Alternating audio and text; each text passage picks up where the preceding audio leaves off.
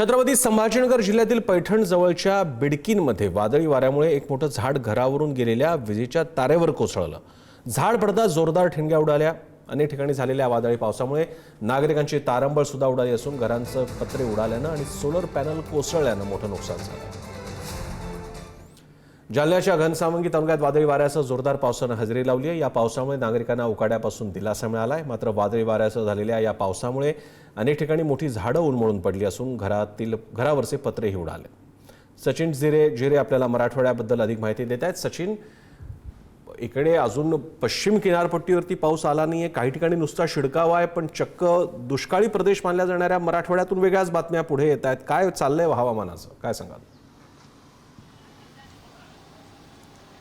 नक्कीच काल संध्याकाळनंतर अचानक वादळी वारे सुरुवात झाले मराठवाड्यामध्ये। संभाजीनगर असेल, जालना असेल, परभणी असेल, बीड असेल, या अनेक जिल्ह्यांमध्ये मराठवाड्याच्या अचानक जोरदार वारे, सोसाट्याचा वारा सुरू झाला आणि त्यानंतर काही ठिकाणी गारपीट देखील झालेली आहे आणि मोठ्या प्रमाणात पाऊस देखील काही ठिकाणी झालेला आहे। याचा सर्वात मोठा फटका म्हणजे ग्रामीण भागातल्या भागाला बसलेला आहे। जनजीवन विस्कळीत झालेलं आहे। ग्रामीण भागातील ज्या छोट्या मोठ्या झोपड्या असतात, त्याचबरोबर गुरंढोरांना ठेवण्यासाठी जी शेड बनवले जातात, ते मोठ्या प्रमाणात त्याचं नुकसान झालेलं आहे। त्याचबरोबर सौर ऊर्जेचे पॅनल जे शेतामध्ये बसवलेले असतात ते देखील मोठ्या प्रमाणात ते उकडून फेकल्या गेलेले आहे। एवढा जोरदार वारा संभाजीनगरमध्ये होता आणि जर आपण शेतीचा जर विचार केला तर फळबागांना याचा सर्वात मोठा फटका बसलेला आहे। कारण की मोसंबी असेल किंवा द्राक्ष, इतर जी पिकं आहे प्रामुख्याने मराठवाड्यामध्ये घेतली जातात, त्यांचं मोठ्या प्रमाणात नुकसान झालेलं आहे, फळगळ झालेली आहे। अशा पद्धतीची एकंदरीत परिस्थिती संभाजीनगरमध्ये। एकीकडे सांगितलं जात आहे की पाऊस लांबणीवर आहेत, मात्र दुसरीकडे अशा पद्धतीने दुष्काळी भाग समजला जाणारा मराठवाड्यामध्ये